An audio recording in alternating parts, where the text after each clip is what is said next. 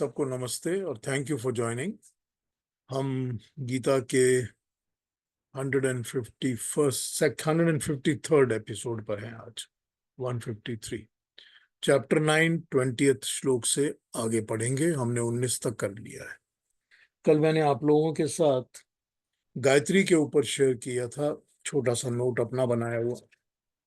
आज भी मैं आपके साथ गायत्री के ऊपर ही शेयर करूंगा, बिल्कुल छोटा सा नोट बनाया हुआ। थोड़ी सी थोड़ी सी डिफरेंट डेफिनेशंस हैं, इनको भी समझिए और सुन लीजिए। अभी हमने कहा जब ओम भूर्भुवः स्वः तत्सवितुर्वरेण्यं भर्गो देवस्य धीमहि धियो यो नः प्रचोदयात्। ओम तो प्रणव का उच्चारण करके ये भावना बनाई जानी चाहिए कि प्रभु के संरक्षण में मैं बैठा हूं, प्रभु के प्रोटेक्शन में, प्रभु के केयर में मैं बैठा हूं और कोई भी मेरा कुछ बिगाड़ नहीं सकता। जैसे ही मुंह से ओम निकले उसके साथ ही ये भावना आ जानी चाहिए कि मैं उस परमात्मा की प्रोटेक्शन में, केयर में बैठा हूं, मेरा कोई भी कुछ बिगाड़ नहीं सकता। जब भू बोलते हैं तो आना चाहिए कि सबसे मैं प्यार करता हूं, मेरी आत्मा जो है वो भी, मेरे प्राणों के अंदर प्रेम पूरी तरह से भरा हुआ है। भुआ के साथ आना चाहिए कि मुझे अपनी लक्ष्य प्राप्ति के लिए प्रभु किसी भी विघ्न को मेरे से दूर करो, कि जो मैं लक्ष्य, जो मैं पाना चाहता हूं जिंदगी में, उसको, उसके अगर कोई रुकावट आती है तो उसको दूर करो। स्वह के साथ ये होना चाहिए कि लक्ष्य प्राप्ति में क्या चाहिए वही मांगे, तो अपने लक्ष्य को निर्धारित कर लें जब स्वह पर आ जाए तो। कि भूर भुआ स्वहा तक जब आए तो लक्ष्य पता होना चाहिए कि क्या मांग रहे हैं। सवितु जो है वो परमात्मा ने मुझे पैदा किया है, मैं उसका पुत्र हूं, परमेश्वर का पुत्र हूं, प्रति क्षण उसके साथ ही हूं, प्रत्येक कर्म में वो मुझको प्रेरणा देता है। वो मेरा परम पिता है, वो मेरी हमेशा चिंता करता है, मुझे हमेशा अपने ध्यान में रखता है, क्योंकि मुझे पैदा करने वाला है। हर बाप अपने बच्चे की फिक्र हमेशा करता है, उसी तरह से वो भी मेरी हमेशा फिक्र करता है। देवस्य, मेरे लक्ष्य की प्राप्ति के लिए प्रभु मुझे सब किस्म के देवीय गुण और आनंद प्राप्त कराओ। वरेण्यम, प्रभु को, उसके उस स्वरूप को मैंने धारण किया है, उसके ध्यान में बैठा हूं। तो वरेण्यम वो है जो कि हमारा लक्ष्य है। तो लक्ष्य क्या है? लक्ष्य है परमात्मा का वरण करना, उसको पा जाना, ईश्वर को पा लेना। भर्गो, प्रभु का वो स्वरूप कि जो सृष्टि के से परे है, इंद्रियों से नहीं दिखता, पर मैंने उस स्वरूप को ग्रहण करके धारण किया है। फिर भी क्योंकि वो परे है, कुछ दिखता नहीं है, फिर भी मैं उसको धारण कर रहा हूं, वो मेरे अंदर प्राप्त होगा। धीमहि, अब धारण तो कर लिया है पर ध्यान में भी बसा लेना है। मेरा कर्तव्य है कि जो भी कुछ अब तक मेरे पास है, प्रभु जो भी मेरे हाथ में है, वो मेरे ईश्वर, मेरे प्रभु जो मेरे हाथ में आ गए हैं, जिसको मैंने धारण किया है, अब उनको मैं पूरी तरह अपने अंदर बसा लूं। धियो यो ना प्रचोदयात, अब वो मेरी बुद्धि में ऐसे बैठ जाएंगे कि जैसे मुझको मेरा लक्ष्य प्राप्त हो जाए। तो अगर इस तरह से गायत्री को करा जाए तो उसके ऊपर मेडिटेट किया जा सकता है, कॉन्सेंट्रेट किया जा सकता है। तो कल हमने देखा कि 17, 18, 19 श्लोक के अंदर भगवान कृष्ण अपनी बात को रखते हुए फिर से वही कुछ बता रहे हैं हमको जो उन्होंने अपने विश्वतोमुख में बताया था। अब इसकी एक दूसरी वो पढ़ी थी कहीं पर मैंने बहुत दिन पहले, तो ध्यान आ गया कि इसकी कंपैरिजन की जाती है कि जैसे मकड़ी होती है, कोई मकड़ी होती है, स्पाइडर, वो मकड़ी जो होती है वो अपना जाला निकालना शुरू करती है। वो सारा का सारा जाला उसी का बनाया हुआ होता है, उसी में से निकल रहा होता है जाला, वही जाला क्रिएट कर रही होती है। और वो जाले को बना बना के इस के कोने से उधर से कोने, इधर से, उसको इससे कोई फर्क नहीं पड़ता कि आपके अवेलेबल स्पेस जो है वो कितनी बड़ी है, कोई फर्क नहीं पड़ता। अगर छोटी सी स्पेस है, वो छोटी सी स्पेस में अपना जाला बना लेगी। अगर बड़ी स्पेस है तो उतनी बड़ा, जितना बड़ा आपका कमरा है उतने बड़े में लटक लटक के वो अपना जाला बना लेगी। इतना बड़ा जाला वो बना लेती है मकड़ी अपने अंदर से निकाल के। अब उस जाले के अंदर ही सारा कुछ चलता रहता है। उस जाले के अंदर ही उसके खाने आके फंस जाता है अपने आप। उस जाले में ही जो फंसा होता है उसी को वो खाती है।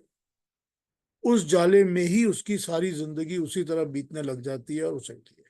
और उसको जब जरूरत पड़ती है तो अपना जाला खुद समेट लेती है, अपने ही अंदर वापस खींच लेती है मकड़ी अपने जाले को, और समेट कर वहां से खिसक के दूसरी जगह चली जाती है। अब इसकी कंपैरिजन इसी तरह से की गई है कि ये परमात्मा जो है ये सारी क्रिएशन को बनाता है, और ये बनाता भी इसी तरह से है, और उस क्रिएशन के जाले में ही हम सब फंसे रहते हैं, हम उसी के अंदर उलझे रहते हैं। और फिर परमात्मा को जब दिल होता है तो अपने क्रिएशन को इसी तरह वापस समेट लेता है। तो ये एक कंपैरिजन मैंने पढ़ा था मकड़ी के साथ, कि ये सारी सारी जो क्रिएशन जो दिख रही है ना हमको, ये सब परमात्मा का जाला ही है जो बनाया हुआ है उसे, और उसी में हम फंसे रहते हैं सारा टाइम। कि हम उसी के अंदर सोचते हैं कि हम ये सोचते हम ये हैं। देखिए, जितनी भी जो भी चीज जाके मकड़ी के जाले में फंसती है, वो ये सोचती है कि अब तो मैं इसमें से यूं करूंगी यूं करूंगी यूं करूंगी निकल जाऊंगी।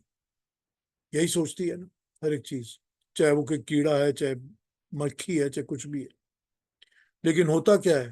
होता ये है कि वो अल्टीमेटली तो मकड़ी का भोजन बन जाती है, मकड़ी उसको खा लेती है, क्योंकि वो उसमें अटकी हुई है। तो हम जो जाले में अटके पड़े हैं, हम ये समझते हैं कि हम इंडिपेंडेंट हैं, हम बड़ा कुछ कर लेंगे।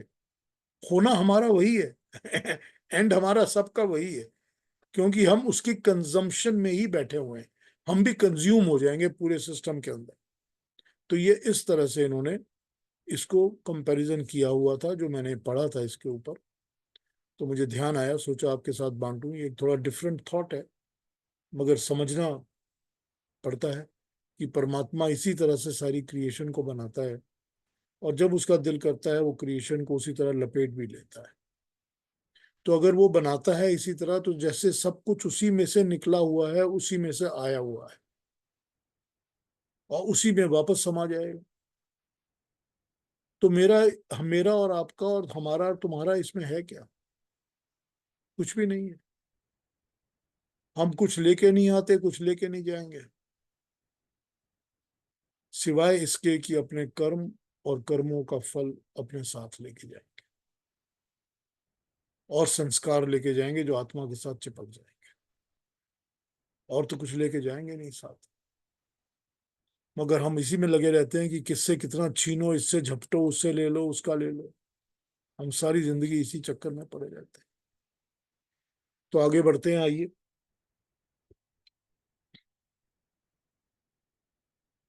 नंबर 20। बहुत बहुत बढ़िया एग्जाम्पल दिया पीयूष, बहुत बढ़िया। समझने की बात तो यही है ना सारा।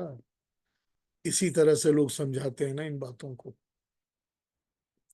अब इसमें देखिए, जब मेरे को पता नहीं आपने कभी इस चीज को नोटिस किया है या नहीं किया। बहुत पिक्यूलियर चीज है ये, बहुत पिक्यूलियर। वो ऊपर वाला भी, परमात्मा भी, कैसे कैसे चीजों को डिजाइन करके बनाता है, हम सोच भी नहीं सकते। हम सोच भी नहीं सकते। हमको मतलब जितना पता चलता है उतना हमको पता चलता है कि हमको कुछ पता ही नहीं है। जितना हमको ज्यादा पता चलता है उतना हमको ये पता चलता है कि हमको कुछ पता ही नहीं। कि जो मधुमक्खियां होती हैं उसमें जो एक मधुमक्खी होती है वही रानी होती है, और बाकी मधुमक्खियां सब उसकी बातें सुन के चलती, सब उसको फॉलो करती। अब ये चीज बताइए कि जानवरों में, मक्खियों में ये चीज है कि तुमको लॉयल्टी चाहिए, कि तुम्हारे पास एक ही क्वीन होगी, तुमको उसी की सारी बातें सुन के चलना है। मधुमक्खियों का जो पहला जुट होता है, गुट, ग्रुप, वो पहला ग्रुप उड़ के जाता है, उड़ के जाके देखता है कि ऐसी कौन सी जगह है जहां पर हम अपना छत्ता बना सकते हैं, और वो देखकर वापस आ जाता है। वापस आके बाकी मधुमक्खियों को बताता है कि यहाँ बना सकते हो, यहाँ नहीं बना सकते हो, ये एक अच्छा स्पॉट है, ये अच्छा स्पॉट नहीं। उसके बाद सेकेंड लॉट ऑफ मधुमक्खियां वो जाती हैं जो कि कंस्ट्रक्शन का काम शुरू करती हैं। वो एक बेस तैयार करती हैं, वहीं जाती हैं जहां इन्होंने बताया होता है। तो उनको डायरेक्शन भी पता है, डिस्टेंस भी पता है, उनके पास जीपीएस मैप अंदर फिटेड है जो हमको आपको नहीं पता चलता। और वो वहां जाके कंस्ट्रक्शन का काम शुरू करती हैं। फिर थर्ड लॉट जाता है जो उस कंस्ट्रक्शन को फिनिश करता है, पूरा शेप साइज देता है, अंदर कैसी पैसेज बनेगी, क्या बनेगी। और उसके बाद जो है मधुमक्खियां वो जाती हैं मधु कलेक्ट करने के लिए। और जहां भी मधु कलेक्ट करती हैं वापस उसी छत्ते पे आके लौट कर और वहीं पर आके डिपॉजिट कर देती हैं। अब देखिए, हम और आप समझते हैं कि कीड़े मकोड़ों में इनमें अकल नहीं होती। क्या क्या सिस्टम फीड किया हुआ है परमात्मा ने, कौन कौन सी छोटी सी एक चीज के अंदर, छोटी सी चींटी के अंदर सिस्टम सारा फीड किया हुआ है। उसको पता होता है मुझे लाइन कौन सी है, कहाँ जाना है, कहाँ से दाना उठाना है, कहाँ आना है, सब पता होता है उसको। इतने फोकस्ड होते हैं ये। कैसे मकड़ी, आप कभी देख लीजिए, किसी मकड़ी को कभी देख लीजिए, ऑब्जर्व करिए इस चीज को। कैसे वो अपने मुंह के अंदर से, जहां से भी वो अपना जाला निकालती जाती है, एक एक एक एक एक, एक स्ट्रिंग करके आस्ते आस्ते उसके कहीं पर अटका देती है, अटक के उसके साथ लटकना शुरू कर देती है, उसी के सहारे लटकती रहती है। फिर स्विंग करना शुरू करती है, स्विंग करके दूसरे एक्सिस को पकड़ लेती है, पैरों से पकड़ती है, वहां पर दूसरा वाला चिपका देती है। अब उसके पास दो धागे हो गए। अब दो धागों के बाद वो इधर वापस आ जाती है। कैसे बुनना शुरू करती है देखिए जरा। और कभी उसको ऑब्जर्व करके देखिए कितना जियोमेट्रिकली परफेक्ट होता है उसका स्ट्रक्चर। अगर एक सर्कल है, दूसरा सर्कल है, चौथा सर्कल है, आठवां, सारे सर्कल्स एक सिमेट्री में एकदम परफेक्ट बने हुए होते हैं। और फिर उनको वो कैसे समेटती कैसे है। यही एग्जाम्पल दिया है ना, कैसे परमात्मा ने सारा सिस्टम एकदम परफेक्ट बनाया हुआ है ना। और वो उन्हीं उन्हीं परमाणुओं से ही बनता है ना सारा कुछ।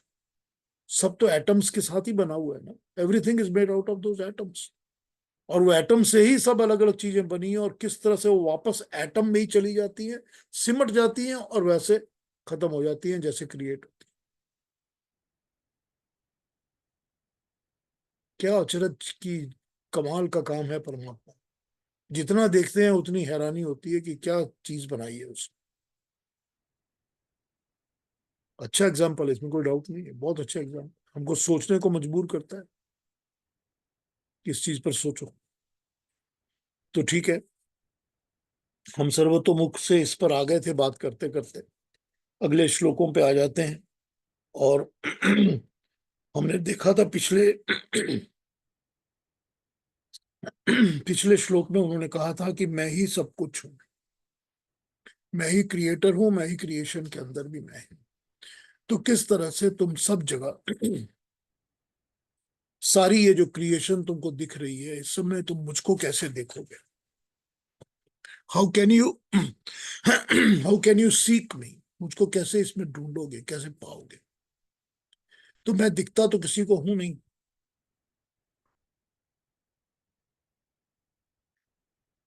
अब दिखता तो मैं किसी को नहीं, कोई मुझे देख नहीं सकता। लेकिन फिर भी मैं तुमको बता सकता हूं कि तुमने मुझे कैसे देखना है। तो यही तो भगवान कृष्ण यहाँ बता रहे हैं कि ये सारी दुनिया के अंदर हर जगह मुझको देखो। जब मुझको हर जगह देखोगे तो तुम मुझको देख पाओगे, जो कि वो चीज हूं जो कि मैं अव्यक्त हूं, मैं कभी दिखता ही नहीं।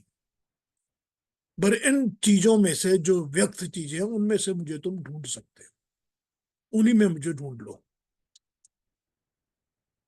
और बात यह है कि जितने भी लोग ऐसे होते हैं दुनिया में, और हम लोग जानते हैं कि ऐसे लोग होते हैं जिन लोगों को हम कहते हैं या सोचते हैं कि वो भक्ति में पूरी तरह से लीन है, वो पूरी तरह से डेडिकेटेड है, भक्त है, बहुत डीप है, भक्त हो जाते हैं पूरी तरह से। आमतौर पे ऐसे लोग जो होते हैं वो बातें बातें बहुत कम किया करते हैं, क्योंकि वो अपना बातों करने में टाइम वेस्ट करते ही नहीं है। लेकिन उनको भी तो वो परमात्मा की फीलिंग, एहसास हो चुका होता है ना। तो वो भी तो इन व्यक्त चीजों से ही होता है ना, जो है हमारे पास। और अगर कुछ नहीं है तो हमारी अपना दिमाग है, हमारा अपना मन है, हमारी अपनी आंखें हैं। हम अपनी तरह से बैठते हैं कि हमने आंखें बंद करके बैठना है, उसी से हमको परमात्मा दिखने लगता है। फिर भी तो हम इसी शरीर की, इस बॉडी का, आंखों का, दिमाग का हेल्प ले रहे हैं ना। हम तो ये व्यक्त चीजों की मदद से ही उसको ढूंढ रहे हैं ना। तो वो तो यही इजी कर रहे हैं ना हमारे लिए, स्टेप बाय स्टेप, कि इस तरह मुझको ढूंढ लो, इस तरह मुझको पा जाओ, this is how you will get me. तो वो इसी तरह से हमको अपने श्लोकों में बता रहे हैं, समझा रहे हैं कि कैसे हमको परमात्मा को पाना है। आइए अरुणा जी 20 और 21 पढ़ दीजिए। जी, ये अभी त्रुष्टुप छंद में है, 2 श्लोक। हाँ हाँ, छंद लगे इसका। त्रैविद्या मां सोमपाः पूतपापा यत्नैरिष्ट्वा स्वर्गतिं प्रार्थयन्ते ते पुण्यमासाद्य सुरेन्द्रलोकम् अश्नन्ति दिव्यान् दिवि देव भोगान् ते तं भुक्त्वा स्वर्गलोकं विशालं क्षीणे पुण्ये मर्त्यलोकं विशन्ति एवं त्रयी धर्ममनुप्रपन्ना गतागतं काम कामा लभन्ते। हाँ जी, थैंक यू वेरी मच। बिल्कुल ठीक छंद में पढ़ा है आपने, बड़ा अच्छा लगा सुन के। Thank you very very much. बहुत ही अच्छा पढ़ा, इसमें कोई डाउट ही नहीं है। और ये त्रिष्टुप में ही है, ये 2 ही है शुद्ध त्रिष्टुप में, अगला वाला नहीं है शायद, 22 नहीं है। नहीं, बाकी सब अनुष्टुप में। हाँ, ये 2 ही थे। बहुत अच्छा, थैंक यू वेरी मच।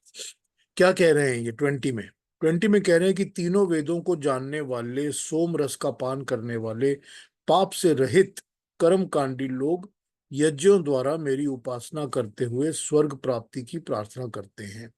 वे अपने पुण्य कर्मों को लेकर इंद्रलोक में पहुंचते हैं। वहां द्युलोक में दिव्य देव दुर्लभ भोगों को भोगते हैं। ये हो गया number 20।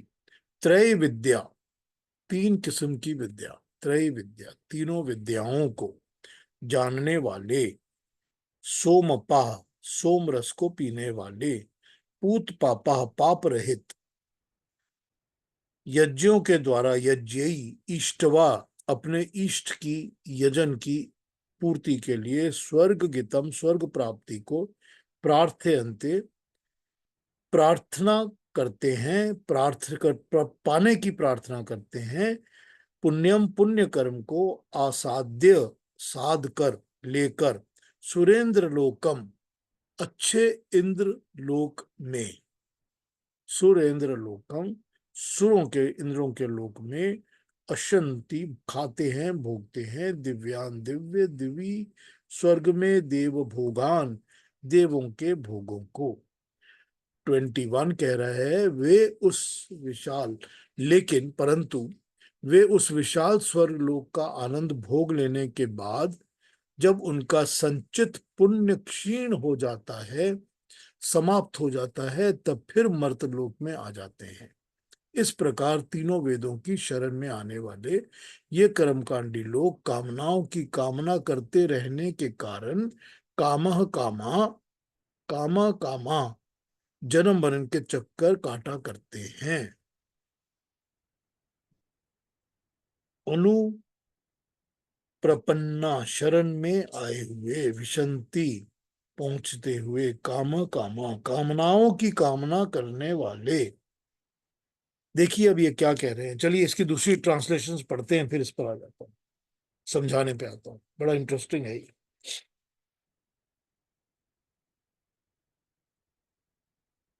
Those who perform action with some interested motive as laid down in these 3 Vedas and drink the sap of the Soma and have thus been purged of sin, worshipping me through sacrifices, seek access to heaven.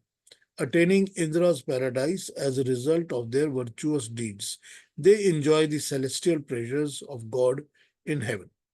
Having enjoyed the extensive heaven world, they return to the world of morals on the stock of their merits being exhausted, thus devoted to the ritual with interested motive recommended by the Vedas as the means of attaining heavenly bliss and seeking worldly enjoyments, they repeatedly come and go. That is, ascend to heaven by virtue of their merits and return to earth when their fruit has been totally enjoyed.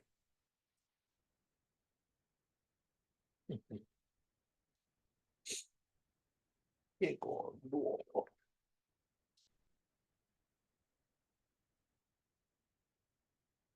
इस श्लोक को समझने के लिए 4 शब्दों का समझना आवश्यक है। सोम, सुर, देव और यज। देव का अर्थ होता है देने वाला, इसीलिए देव का अर्थ है देवलोक, अर्थात देने वाले के कर्तव्य तथा अधिकारों के प्रयोग का क्षेत्र, वो जगह जहां पर देने वाले होते हैं और जो अपना काम करते हैं, उस लोक का नाम द्यूलोक है। एक परिवार में पिता, माता तथा बच्चे सब ही कुछ ना कुछ देते हैं, उतने ही अंश में वे देव हैं। यहां तक कि गर्भस्थ बालक तथा सद्योजात शिशु भी माता पिता को एक प्रकार से प्रफुल्लता का दान करता है, इतने अंश में वो भी देव है। और उसके उस अंश को स्थिर रखने के लिए जो प्रयत्न किया जाता है वो देव पूजा होता है। जो भी कोई कुछ देता है वो उतने पार्ट के लिए देव है।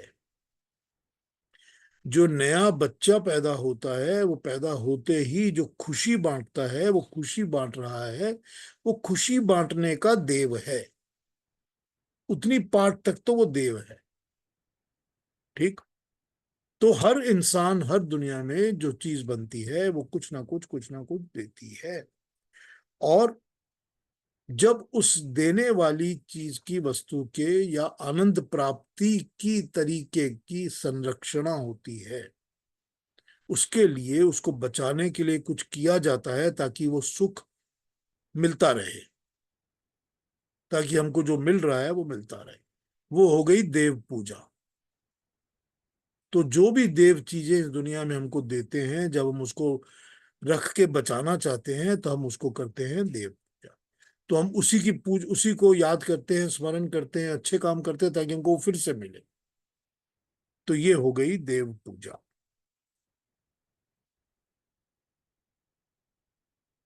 जहां एक से अधिक देव परस्पर इकट्ठे होकर एक दूसरे की पूजा करते हैं और इस प्रकार एक छोटा सा संगठन बनाते हैं, बस इस संगठन का नाम है यज्ञ। तो जहां पर इस तरह की देव पूजा करते करते हम एक ग्रुप बनाते हैं और ग्रुप बनाकर हम ऐसे काम कर रहे हैं, ये कामों का ग्रुप या मनुष्यों का ग्रुप, कोई भी इसमें समझ लीजिए आप बात। संगठन किसी भी चीज का हो सकता है, इंसानों का भी हो सकता है और उन कर्मों का, कामों का भी हो सकता है कि जिनके द्वारा हम उस देव पूजन को कर रहे हैं, अच्छे काम को कर रहे हैं, ताकि हम कॉन्टिन्यूसली करते रहें और उन कामों को कर हम अच्छा भला कर रहे हैं। तो वो हो गया यज्ञ। ठीक, क्योंकि हम भला कर रहे हैं, कॉन्स्टेंटली कर रहे हैं, तो हमारा कर्म हो रहा है, अच्छा कर्म हो रहा है, तो वो हो गया यज्ञ।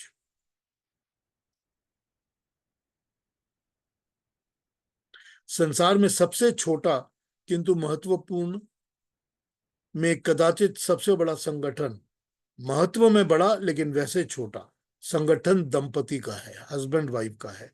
इन पर ही संसार की सत्ता खड़ी होती, सारी दुनिया इसी पर टिकी होती है। ये दो व्यक्ति लोक सेवा के लिए, चाहे वो सकाम सेवा हो या निष्काम सेवा हो, जो पदार्थ उत्पन्न करते हैं उस क्रिया का नाम सवन है। इसीलिए यदि दंपति मिलकर लड़का उत्पन्न करते हैं तो वो सुत, और यदि लड़की उत्पन्न करते हैं तो वो सुता कहलाती है। ये सवन के परिणाम सुत और सुता दोनों सोम हैं तथा इन्हें उत्पन्न करने वाला सुर है। ठीक है,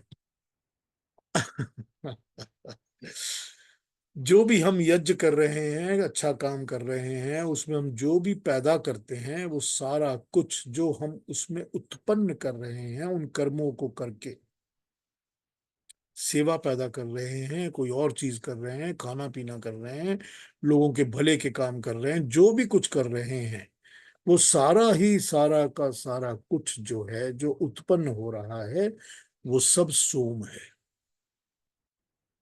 बिकॉज वो किसी ना किसी का कंज्यूमेबल है, कोई ना कोई उसको कंज्यूम करेगा। तो जो भी चीज हम पैदा कर रहे हैं वो सब सोम है। और जो सोम पैदा कर रहे हैं वो लोग सुर हैं। अब जैसे सुर और असुर कहते हैं ना, तो जो अच्छे लोग हैं, अब इन्होंने एग्जाम्पल यूज किया कि जो सबसे छोटा जो संगठन है, ग्रुप है, वो है एक पति और पत्नी का। और उस पति और पत्नी के संगठन और ग्रुप के ऊपर ही ये सारी दुनिया, सारा संसार टिका रहता है। क्योंकि ये दोनों क्या करते हैं, ये दोनों या तो एक लड़का पैदा करते हैं या लड़की, या दोनों लड़का लड़की सब पैदा करते हैं। तो जब लड़का लड़की पैदा करते हैं तो वो क्रिएशन का काम आगे बढ़ा रहे हैं, वो सोसाइटी को डोनेट करके दे रहे हैं अपने बच्चों को, कि वो भी सोसाइटी के लिए अच्छा काम करेंगे। उनके लिए मैं मेहनत कर रहा हूं कि मेरा बच्चा बड़ा हो जाए, वो बड़ा होकर अच्छा काम करे। ये जो मैं कर रहा हूं ये देव पूजा है। और इस देव पूजा के बाद जो इसका कंजम्पशन लोगों को मिल रहा है वो सोम रस है। क्योंकि जो खुशी मिलेगी, जो अच्छी चीज मिलेगी, वो सब सोम रस है। और जो ये करने वाले हैं वो सुर हैं, यानी कि अच्छे हैं, सुर हैं, असुर नहीं है, दुष्ट नहीं है, सुर हैं, अच्छे हैं। ठीक, आगे पढ़ते हैं इसको। इसीलिए एक छोटा सा परिवार जिसमें दंपत्ति, हस्बैंड वाइफ तथा एक बच्चा है, छोटा सा देवलोक या सुरलोक है। ये भी एक देवलोक है या सुरलोक है, छोटा सा परिवार। जहां कोई सवन नहीं होता, अर्थात कोई उपयोग की चीज तैयार नहीं की जाती, वो असुर लोक है तथा वहां के निवासी असुर हैं। ठीक है, जहां कुछ अच्छा नहीं हो रहा, जहां पर आप कोई काम अच्छा कर नहीं रहे, लोगों का कल्याण नहीं कर रहे, वो असुर लोक हैं। वो असुर काम कर रहे हैं, वो अच्छा काम नहीं कर रहे हैं। ठीक, इसीलिए जो ब्याज खाने वाले को शतपथ ब्राह्मण में असुर कहा गया है। यदि ब्याज खाने वाले असुर से सुर बनना चाहें तो अपने निश्चित जीवन के लिए लोक कल्याण कर्म करने में लगा दें। दूसरों की चीजों को खाने, हजम करने वाले, दूसरों की मेहनत को यूज करने वाले, मिसयूज करने वाले, ये सब असुर हैं।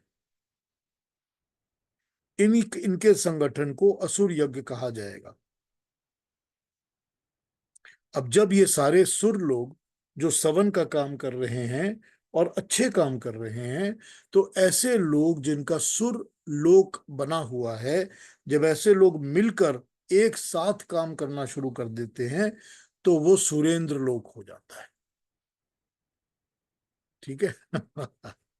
कैसे इन्होंने अपने वर्ड्स को समझाया है ये देखिए, बड़ा इंटरेस्टिंग है ये। सकाम कर्म करना भी पुण्य है। यदि वह सोम पान के लिए अर्थात श्रम द्वारा किसी भी पदार्थ उत्पन्न करने के लिए अथवा उसके बदले में प्राप्त श्रमोपार्जित धन की प्राप्ति के लिए किया गया हो, यदि वह निष्काम हो तो कहना ही क्या। सो इस श्रम उत्पत्ति पदार्थों अथवा इसके बदले प्राप्त श्रम उपार्जित धन का उपयोग करने वाले सोमपाह कहलाते हैं।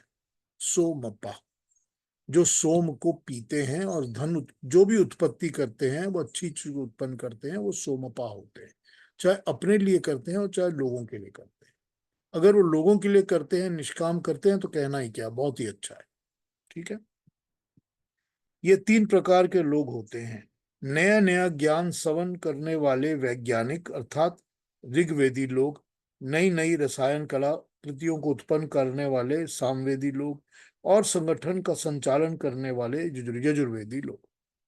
तो इन्होंने यहाँ पर ये त्रिविद्या जो बताई गई है, उस त्रिविद्या को इस तरह से डिफाइन कर दिया है। जो श्लोक में त्रिविद्या आई है, 3 किस्म की विद्या, इन्होंने बताया जो नई नई चीजों को इन्वेंट करते हैं, कॉन्स्टेंटली नई चीजों को इन्वेंट करते हैं, वो किस तरह के लोग हैं। फिर जो लोग कला कीर्ति में लगे रहते हैं, यानी कि आर्ट्स के अंदर, म्यूजिक के अंदर, इन चीज के अंदर लगे रहते हैं। और फाइनली वो लोग जो कि हर चीज का संचालन करके उनके कर्मों को कैसे किया जाना चाहिए ये निर्धारित करते हैं। ये त्रैविद लोग जब सच्चे श्रम से ज्ञान रस अथवा उपभोग सामग्री उत्पन्न करते हैं, तो सोमपाल लोग पाप को धो देने वाले पदार्थ उत्पन्न करते हैं। जब ये त्रिविद्या के साथ अप्लाई किया जाता है और सोमपा को अप्लाई करते हैं, यानी कि जो उत्पन्न कर रहे हैं वो ये 3 विद्याओं को अप्लाई करके किया गया है, तो उसको उसकी मदद से पाप किए बिना या पाप से मुक्त होकर शुभ कर्मों को किया जा सकता है, अच्छे कामों को किया जा सकता है। अंत में वे सुर से सुरेंद्र तथा सुरेंद्र तक बन जाते हैं, नहीं तो अपने छोटे से देवलोक में तो सुरेंद्र बनते ही हैं। उस पुण्य दिव्य लोक में पहुंचकर वे दिव्य देव भोगों को भोगते हैं। ये लोग ही ऐसे होते हैं जो कि अच्छे कर्मों को करते हैं, तो ये अच्छे कर्म करने से ही वो उस सुरेंद्र लोक की तरह अपने अंदर ही एक सुरेंद्र लोक तैयार कर लेते हैं। और अगर कोई ग्रुप नहीं होता, तो एक सिर्फ हस्बैंड वाइफ का ग्रुप ही है या उनके एक बच्चे का ही है, तो भी वो सुरेंद्र लोक पहुंच जाते हैं, उनका ही वो लोक सुरेंद्र लोक कहलाता है। अगला श्लोक। यद्यपि इस प्रकार के त्रयी विद्या त्रयी धर्म पालन करने की सद्गति होती है और वे पुण्य प्राप्ति से अर्थात श्रम उपार्जित सोमरस पान से विशाल स्वर्ग लोक का अर्थात सुखों का भोग करते हैं, परंतु क्योंकि वे काम कामा हैं, फल की इच्छा से सवन कर रहे हैं, इसीलिए श्रम का मूल्य समाप्त होने पर फिर साधारण मनुष्यों की स्थिति में पहुंच जाते हैं। इसलिए उनका सुरलोक से मर्तलोक तथा मर्तलोक से सुरलोक में आना जाना लगा रहता है। थोड़े अलग थॉट्स हो गए है ना। आइए वापस आ जाते हैं, फिर देखते हैं एक और ट्रांसलेशन क्या कह रही है 20 और 21 की, 20 एंड 21। त्रय विद्या 3 विद्याओं को जानने वाले, सोमरस को पीने वाले, पापों से पवित्र जन यज्ञों के द्वारा मेरी परमात्मा की पूजा करके अपने पुण्यों से इंद्रलोक को प्राप्त होते हैं और दिव्य भोगों को भोगते हैं। ये जीवात्मा विशाल स्वर्गलोक का भोग करके पुण्य कर्म समाप्त होने पर पुनः मृत्युलोक में आ जाते हैं। इस प्रकार त्रयी विद्या के आश्रय भोगों का कामना करने वाले लोग बार बार मृत्यु लोक में आते हैं। श्लोक 19, 20, 21 में बताया है कि संसार में पुण्य कर्म कामनाओं से करने वाले को अर्थात किसी उद्देश्य से कर्म करने वाले को शुभ फल तो मिलता ही है, परंतु उन कामनाओं की पूर्ति हो जाना ही उनका फल है। उसके अतिरिक्त शुभ कर्मों का कुछ भी और प्रभाव नहीं होता। प्राय त्रयी विद्या का अर्थ वेद विद्या किया जाता है, किंतु यहाँ पर ये अलग 3 वर्णों के कर्म हो सकते हैं। त्रयी विद्याओं का उल्लेख है, वहां भी अभिप्राय है कि ब्रह्मचर्य धर्म, गृहस्थाश्रम, वानप्रस्थाश्रम। इन्होंने त्रयी विद्या का डेफिनेशन ये कर दी है। इन 3 वर्णों में धर्मों की विद्या में इस तरह धर्मों का आचरण करना त्रयी विद्या है। इस त्रयी विद्या के जानने वाले और त्रयी धर्म का पालन करने वाले स्वर्ग लोक, जिसको इंद्रलोक कहा गया है, उसको प्राप्त करते हैं। चंद्रलोक से क्या अभिप्राय है ये भी बताया गया है। इस नाम का लोग ज्योतिष विद्या अर्थात अंतरिक्ष का ज्ञान रखने वाले नहीं बताते। इतना तो स्पष्ट ही है कि भूलोक पर भी कुछ लोग सब सुख सुविधा से संपन्न परिवारों में उत्पन्न होते हैं। गीता के प्रवक्ता का ये अभिप्राय हो सकता है कि वर्ण धर्म के ज्ञाता, उसका पालन करने वाले इसी भूलोक में गतागत आते जाते हैं और सुख भोग करते हैं। ऋग्वेद में भी 164, 37, 38, 39 में कहा है कि जब जीवात्मा का मन से संयोग हुआ तब उसे ज्ञान और वाणी मिली। जब जीवात्मा का मन के साथ संयोग होता है, जब आत्मा का मन के साथ कनेक्शन होता है, मिलना होता है, जुड़ जाना होता है, तब उसको वाणी और ज्ञान, नॉलेज और वोकल स्ट्रेंथ, बोलने की आवाज मिलती है। फिर भी जीवात्मा परेशान है कि वो इस शरीर में बंदी क्यों है। वेद कहता है कि ऊपर की योनियों अथवा नीचे की योनियों में जाने के लिए कर्म करो। ऊपर की योनियों में जाने के लिए परमात्मा ने उसको वेद का ज्ञान दिया है। यही गीता का अभिप्राय है। चंद्रलोक कौन सा है ये स्पष्ट नहीं किया गया, किंतु कदाचित इसका अभिप्राय है इसी संसार में शांत सौम्य स्वभाव वाले परिवार के लोकों में जन्म लेना। अब इसमें अलग अलग किस्म के थॉट्स हमने देख लिए, अलग तरह की ट्रांसलेशन और अलग अलग तरह के थॉट्स। क्या कहना चाह रहे हैं भगवान कृष्ण? वो कह रहे हैं कि जो कर्मकांडी लोग हैं, पहले तो कर्मकांडी लोग समझ लेने चाहिए। कर्मकांडी कौन होते हैं? कर्मकांडी वो होते हैं जो रिचुअल्स को पूरी तरह से फॉलो करते हैं। जो भी रिचुअल्स हमारे सामने लेड आउट हैं कि हमको ये बताया गया, हमको ये सिखाया गया, मेरे फादर मदर ये करते हैं, या पंडितों ने ये सिखाया, या जो भी लीडर्स हैं, रिलीजियस लोग हैं, उन्होंने हमको ये सिखाया है। तो जो उस कर्म कांड की चीजों को पूरी तरह से फॉलो करते हैं, उसका उसी तरह से काम करते हैं अपनी जिंदगी में, तो उनको कह दिया कि वो कर्मकांडी लोग हैं। तो जो कर्मकांडी लोग हैं वो भी तो सब अच्छा काम कर ही रहे हैं ना, वो भी तो शुभ कर्म तो करते हैं ना। तो जो अच्छे कर्म कर रहे हैं उनको अच्छे कर्मों के फल तो मिल ही रहे हैं, लेकिन क्योंकि वो सब किसी ना किसी कामना के साथ कर्म करते हैं, कामना के साथ कर्म, मतलब उनको कोई ना कोई इच्छा होती है तभी वो कर्म करते हैं, कि ये मैं इसलिए कर रहा हूं ताकि ऐसा हो जाए, ये इसलिए कर रहा हूं ताकि वैसा हो जाए। कुछ ना कुछ इच्छा होती है कि मेरा नाम हो, मेरे फादर का नाम हो, ये चीज ऐसे अच्छी हो, बच्चों को ये मिल जाना चाहिए, बड़ों को जो भी वो कर रहे हैं वो किसी ना किसी अपनी इच्छा की पूर्ति से कर रहे हैं। तो वो जो इच्छा की पूर्ति हो जाती है यही उनका कर्म फल है। अब उस कर्म फल के बियॉन्ड और भी कुछ अच्छा कर्म फल है ऐसा कुछ है नहीं, तो उनको उसका कर्म फल तो मिल ही रहा है, और वो इसी कर्म फल को प्राप्त करके अच्छी दुनिया में अच्छे जन्मों में जीते हैं। इसका मतलब ये है कि उनका फिर से ऐसे ही परिवार में, ऐसे ही लोगों में जन्म होता है जहां पर उनको सब सुख सुविधा मिलती है, जैसा कि धरती के ऊपर, इस पृथ्वी जमीन के ऊपर स्वर्ग और नर्क दोनों कहे जाते हैं।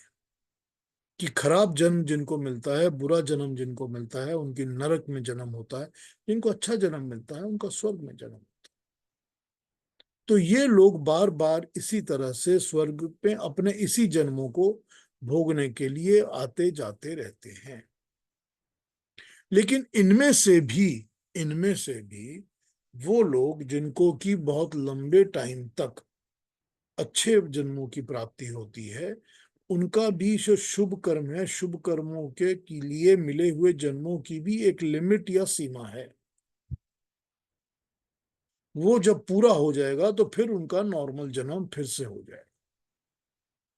अब इसको दूसरी तरह समझ लीजिए कि जिन लोगों ने बहुत अच्छे कर्म किए हैं, या जो कि विद्या और ज्ञान प्राप्त करने के बाद ज्ञानी मनुष्य होते हैं, चाहे वो कामनाओं से करें या निष्काम होकर करें, मगर शुभ कर्म करने से उनको मोक्ष की प्राप्ति हो गई है।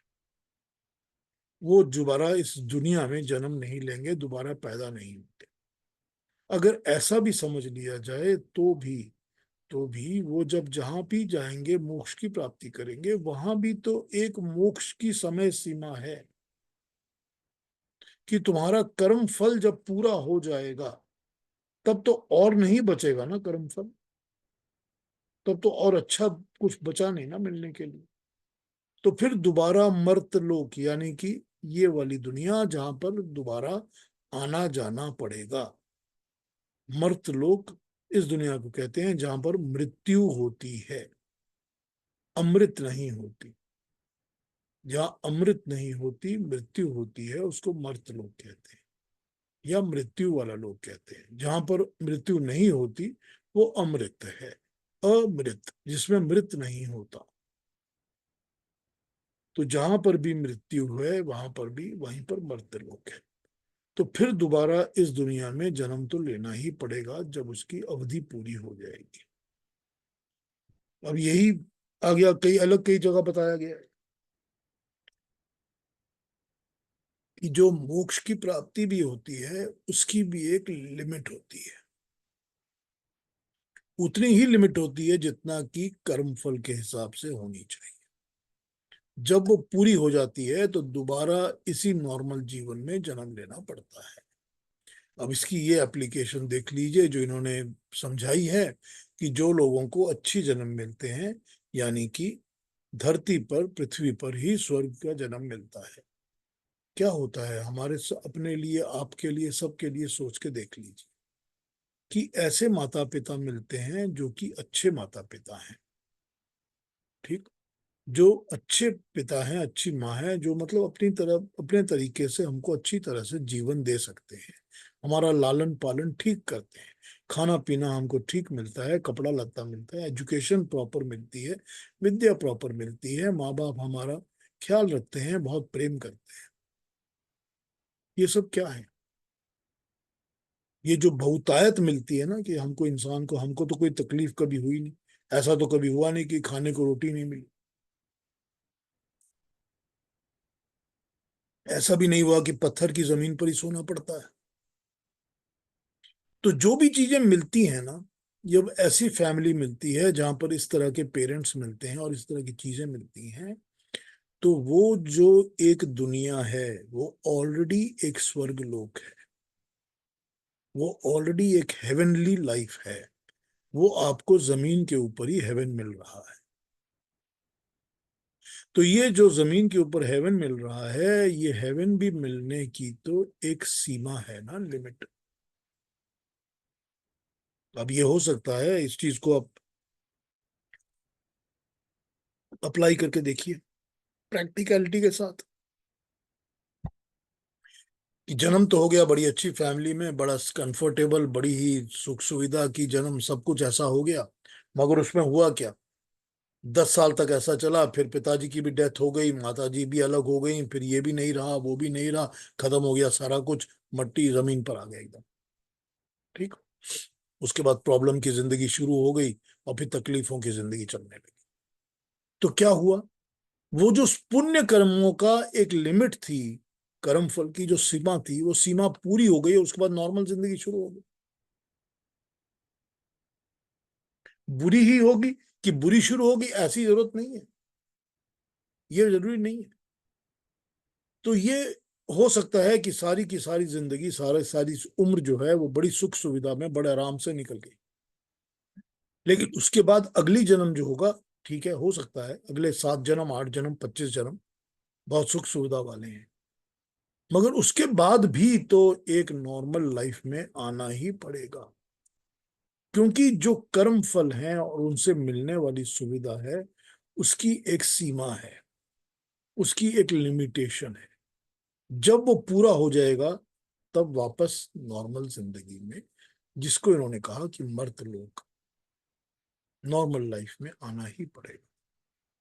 अब इसका मतलब समझ लीजिए, समझ ये लीजिए कि इसका मतलब है हम सब लोग जो कि नॉर्मल लाइफ जिसको समझते हैं, उससे अगर थोड़ी सी भी ज्यादा कंफर्टेबल लाइफ में जी रहे हैं, तो वो ऑलरेडी एक स्वर्ग लोक है। ये हमारे पुण्य कर्म है जो हमको ये दिए हुए हैं, जो हमको ये मिला हुआ है।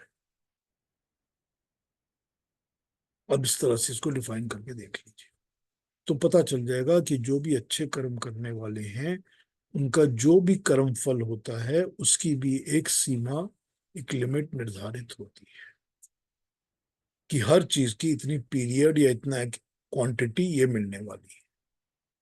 तो अगर पीरियड कहा जाए कि मुझको 100 साल के लिए मिली है, 500 साल के लिए मिली है, 2 लाख साल के लिए मिली है, वो एक पीरियड है।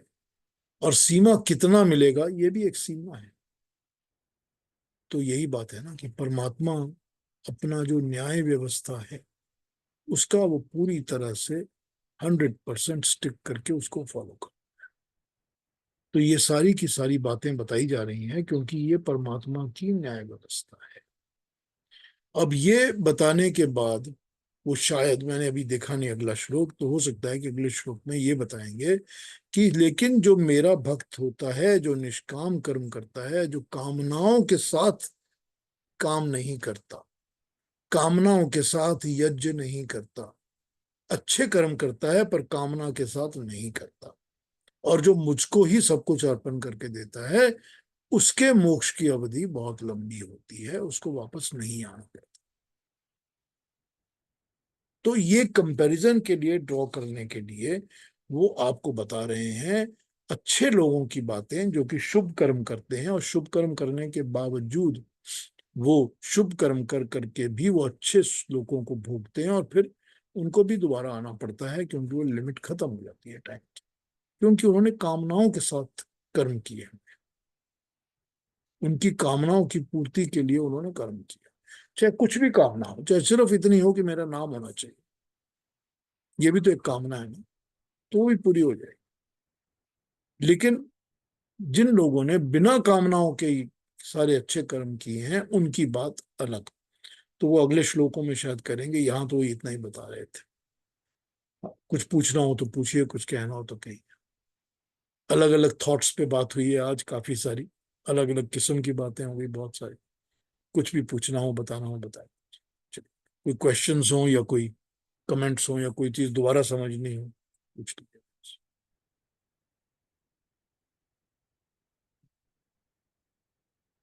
जी, I have to leave now Piyush, तो सबको नमस्ते, राम राम, फिर मिलेंगे। नमस्ते जी, नमस्ते। हाँ जी, कोई कुछ कहेंगे, कोई कुछ पूछेंगे? पीयूष जी नमस्ते। नमस्ते और मनीषा सबको जी, नमस्ते। बताइए क्या कहेंगे? अरुणा जी तो बहुत ही अच्छा पढ़ के सुनाती हैं हमेशा, तो उनको भी बहुत धन्यवाद। 4 चांद लग जाते हैं आपकी आपके इस प्रवचन में। पीयूष जी, मैं सोमरस के बारे में पूछना चाहती हूँ। जो सोमरस, उसको डिफाइन कैसे करें कि जो जो संसार के लिए लाभदायक है, वो जो बनाते हैं, जो प्रोड्यूस करते हैं, जो खुद भी स्वयं भी पीते हैं और औरों को भी पिलाते हैं, उसको कहते हैं सोमरस। अब यहाँ पर इन्होंने डिफाइन किया है कि अपनी मेहनत से जो किया हुआ फल मिलता है। मैंने मेहनत की, मैंने कुकिंग की और कुकिंग करके बहुत अच्छा खाना बनाया। जो मैंने अच्छा खाना अपनी मेहनत से बनाया, अपनी मेहनत करके मैंने कमाई करके वो खाना खरीदा है, रॉ रॉ मटेरियल खरीदा है, खरीद के उस कमाई का फिर उसके बाद उसको मैंने किचन पे स्पेंड किया है टाइम, गैस के भी पैसे खर्च किए हैं, मसालों के पैसे भी खर्च किए हैं, वो भी मेरी मेहनत से ही आया है सब कुछ। तो ये सब कुछ करके जो मैंने कमा के वहां पर दिया है, वो जो मैं पान कर रहा हूँ, खा रहा हूं, अब वो मेरे लिए सोमरस है। अपनी मेहनत करके, जो श्रम करके मैंने उपार्जन किया है, वो मेरे लिए सोमरस है। और वही सोमरस जब मैं अपनी मेहनत का काम किया हुआ लोगों में बांट रहा हूं, तो वो लोगों के लिए भी सोमरस है। अपने लिए कर रहा हूं तो मेरी अपनी कामना है कि मेरा शरीर ठीक रहे, अच्छा चले, मुझको सोमरस का सुख मिले। दूसरों के लिए कर रहा हूं तो वो क्या है कि वो निष्काम हो जाता है कि मैं सेवा भाव करता हूं, सेवा भाव से कर रहा हूं। निष्काम हो सकता है, निष्काम ना भी हो सकता। ये भी हो सकता है कि सब उस सोमरस का पान करें और कहें कि वाह वाह वाह, कमाल है, मेरा नाम होना चाहिए, मेरे झंडे लग जाने चाहिए यहाँ पे। और ये भी हो सकता है कि मैं बिल्कुल निष्काम कर रहा हूँ कि मुझे कुछ नहीं चाहिए इसमें से, बस आपका आशीर्वाद, खत्म। तो होता क्या है कि मतलब आशीर्वाद भी नहीं, बिल्कुल कुछ भी नहीं, कोई कामना नहीं है। तो जब कोई कामना नहीं है तो फिर वो यज्ञ रूपी कर्म हो जाएगा। तो यही बात है कि उसको ही यहाँ पर सोमरस की तरह डिफाइन किया गया है।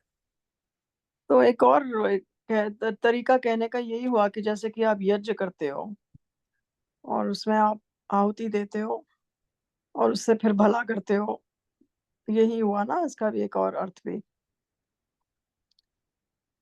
हाँ ठीक है, लेकिन जो यज्ञ करने के बाद अगर अब उसमें यज्ञ में सोमरस ढूंढते हैं कि आपने यज्ञ किया, अब यज्ञ में आपने घी दिया, आहुति दी, सामग्री दी, लकड़ी जलाई, जो भी कुछ किया, अब जो है उसका गुण, उसका गुण तो है ना कि वो एटमॉस्फेयर में तो फैलेगा ना सारा कुछ। तो जो एटमॉस्फेयर में फैलेगा और एटमॉस्फेयर में फैल के भला कर रहा है, तो वो मेरा भी भला कर रहा है, आपका भी कर रहा है। जब आप सांस ले रहे हैं हवा में तो आपको अच्छा लग रहा है, एटमॉस्फेयर का भला कर रहा है। तो वो ये भला जो कर रहा है, ये सोम रस है जो हर जगह जा रहा है, सब तरफ जो फैल रहा है, ये सोम रस। तो वो सोमपान मैं भी कर रहा हूं, वो सोमपान अंतरिक्ष भी कर रहा है, द्यूलोक भी कर रहा है, पृथ्वी लोक भी कर रहा है। पर है बहुत वो अच्छे। और और अच्छी अच्छी बात तो ये है कि सारे हमारे आसपास जितनी प्रकृति है वो सब सब हमेशा सोमरस ही देती है हमें, हर प्रकार कांस्टेंट से देती है ना, हमेशा भला कॉन्स्टेंटली दे करती रही है। है ना। जैसे वृक्ष हमें फल देता है, सूर्य हमें गर्मी और ऊर्जा ऊर्जा देता है, रोशनी देता है, इस प्रकार से सारी प्रकृति हमारे आसपास हमें दे ही रही है। कॉन्स्टेंटली कॉन्स्टेंटली दे रही है। और हम जो हैं भूल ही जाते हैं देना। लेकिन ये भी एक अच्छी बात है कि कभी कभी बिना सोचे बिना विचार के भी हम दिए जा रहे हैं, ये भी अच्छी अच्छी बात है। हाँ जी, और कहेंगे कुछ बात? अरुणा जी कुछ कहेंगी आज? मैं बहुत अच्छा लगा पीयूष जी, बहुत बातें समझ में आ गई। सिर्फ मुझे एक डाउट ऐसे था कि ये जो सेकंड श्लोक है, तेताम भुक्त्वा स्वर्गलोकम विशालम, यानी इनका कहना ये है कि जो पुण्य कर्म किया जाता है, जो हम कर्म योनि में होते हैं, और वो कर्म योनि से मुझे लगता है कि इनका कहना है कि हम भोग योनि में चले जाते हैं, जहाँ पे हम इंद्रिय भोग करने लगते हैं, और तब हम कर्म योगी योनि में नहीं रहते, इसलिए वो पुण्य क्षीण होता है। क्या मैं सही सोच रही हूँ? ये भी सोच सकती हैं आप कि वो कर्म योनि जो है वो कई सालों तक, कई जन्मों तक चल रही है, और हम्म उसके बाद की जो योनि है वो कर्म खत्म हो गई, अब सिर्फ भोग ही भोग है। हम्म कि अब हमको देखिए, मनुष्य को देख लीजिए ना आप हमारे अंदर एग्जाम्पल देख लीजिए सोसाइटी के अंदर, कि ऐसे लोग होते हैं जो कि अपना कर्म समझ के अच्छे कर्म करते हैं, लोगों का भला करते हैं, काम किए जाते हैं, चाहे अपनी फैमिली, अपनी ही फैमिली के लिए कर रहे हो और चाहे सारी सोसाइटी के लिए कर रहे हैं, मगर वो कर्म कर रहे हैं अच्छे। ऐसे लोग होते हैं जो कुछ किसी के लिए नहीं करते, सिर्फ कंज्यूम करते हैं, खाते ही हैं बस, कि सब मेरे लिए है। तो ये कर्म योनि और भोग योनि समझ में आ जाती है ना। हम्म। तो ये बड़ी क्लियरली बात आ जाती है समझ में यहाँ पर। बराबर। इसी को उन्होंने फिर क्या, सुरेंद्र स्वर्ग लोक और दूसरा भोग लोक और ये सब बताया हुआ, हम्म कि ये लोग फिर वापस इसी जन्म में फिर। देखिए भोग की क्या होती है, जितने भी नॉन ह्यूमन है, मतलब एनिमल किंगडम है हमारा, सारा भोग योनि ही है ना। जी। वो सिर्फ भोग कर रही है ना। हालांकि हालांकि नेचर के लिए भला तो वो कर ही रहे हैं ना, वो नेचर के साथ इंटरेक्ट करते हैं और नेचर का अच्छा करते हैं, क्योंकि सब के सब लेकिन नेचर के लेकिन लिए वो कुछ ना बाय कुछ करते हैं। डिफॉल्ट, लेकिन वो शायद बाय डिफॉल्ट हो जाता है। हाँ वो बाय हम जो डिफॉल्ट हो करते हैं, जाता है, ये आपने हाँ, ठीक कहा। वो फ्री विल से करते हैं, हम जो करते हैं वो फ्री विल से करते हाँ हम कर्म करते हैं स्वतंत्रता से, हमको कर्म करने की स्वतंत्रता है, हैं। उनको कर्म करने की कोई स्वतंत्रता नहीं है। वो बाय डिफॉल्ट होता है जो प्रकृति के काम में आता है। हम्म, बिल्कुल ठीक कहा। तो वो सारी भोग योनि है। हाँ जी, और कोई कुछ बराबर। कहेंगे? Thank you. Thank you. Thank you Aruna ji. बहुत अच्छा पीयूष जी, आपने एग्जाम्पल सोमरस का और मकड़ी के जाले का बहुत अच्छा लगा। बहुत अच्छा। मतलब एकदम से दिमाग में पड़ गया सोमरस का असली मतलब क्या है। Thank you Prabha ji. हाँ जी, श्वेता जी कुछ कहेंगी आज?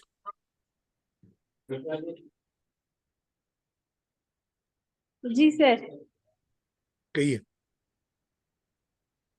मैं तो सर वही सोच रही हूँ, एक दोहा है इसमें, चलता चक्की देख के लगा कबीरा रोए, दो पाटन के बीच में साबुत बचा न कोई। तो there is no way out. आपने अच्छे कर्म किए, मोक्ष मिले, फिर गए, फिर वापस इधर ही आना है। There is no way out, बस अच्छे कर्म करते रहिए और ज्ञान नहीं, बढ़ाते वे आउट रहिए। वे आउट भी भगवान कृष्ण बता देंगे ना, हर बार वो सॉल्यूशन बताते हैं ना, तो वे आउट भी बताएंगे वो। अगले श्लोकों में वे आउट आ जाएगी, इसका वे आउट क्या है। चलिए सर, उसका इंतजार रहेगा। अभी तक तो लग रहा है कि बस घूम फिर के इधर ही आना है और कहीं कुछ रास्ता नहीं है। मार्ग प्रशस्त करते जाएंगे। हाँ, संगीता जी क्या कहना चाहती हैं? तो the one part which was interesting for me कि आपने बताया कि जो भी हमें अभी मिला है कि अच्छे घर में पैदा हुए हो, अच्छे माता पिता मिले हैं, अच्छे संस्कार मिले हैं, ये भी लिमिटेड है और ये इसका भी रिस्पेक्ट करना है कि जो भी हमें मिला है वो मुझे अच्छा लगा और ये बिल्कुल, अप्रिशिएट करना है। या ये भी तो कर्मफल ही है ना। हाँ, ना है कि जो कुछ हमें नहीं मिला है उसके पीछे दौड़े, जो मिला है उसका अप्रिशिएट करें। बिल्कुल। देखिए, एक बार पिछले शायद थर्ड चैप्टर या फोर्थ चैप्टर में हमने ये पढ़ा था, तो हमने देखा था कि वो अरविंदो घोष का थॉट था कि जो नॉर्मल ह्यूमन बीइंग सब जन्म लेते हैं दुनिया में, वो इसी चक्कर में पड़े रहते हैं कि जो नहीं मिला उसको कैसे छीना झपटी करके पकड़ लिया जाए। सही। उसी के चक्कर में पड़े पड़े ही वो कुकर्म करते रहते हैं, और जो मिला होता है उसको अप्रिशिएट करना भूल जाते हैं। नहीं, हाँ। बिल्कुल ठीक बात है ये। हाँ जी, और कोई बात? तो फिर अगले हफ्ते मिलें, नेक्स्ट वीक।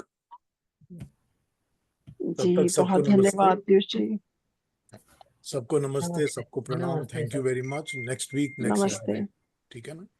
नमस्ते नमस्ते। नमस्ते। नमस्ते।